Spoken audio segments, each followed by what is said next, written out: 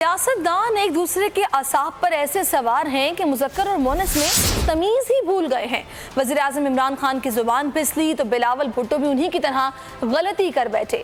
शेख रशीद कहाँ पीछे रहने वाले थे, अब रज़ा रब्बानी को उन्हीं की जमात के रुकन ने साहिबा कह दिया।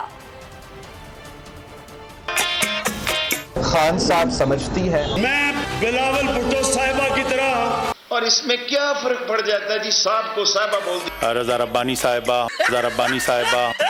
फिर आजकल साहब और साहबा की लड़ाई है। मुल्क की सियासत में ज़बान फिसलना आम सी बात हो गई। मुज़क्कर और मुअन्नस में तमीज़ खत्म हो गई। बाना में जलसे से खिताब में वज़ीर आज़म इमरान खान की ज़बान ने साथ ना दिया और बिलावल भुट्टो को साहिबा कह गए।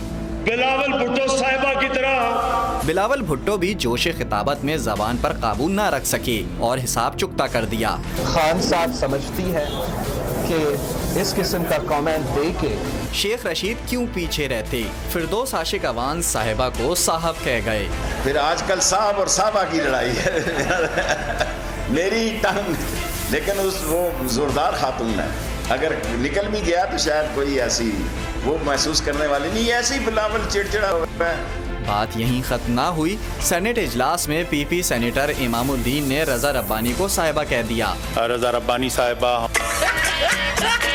रज़ा रब्बानी साहिबा हमारी रज़ा रब्बानी साहब, जी जी शौकीन साहब, आपने साहिबा कहा गलती से, जिस पर ऐवान में कह गूंज उठे। रज़ा रब्बानी साहिबा।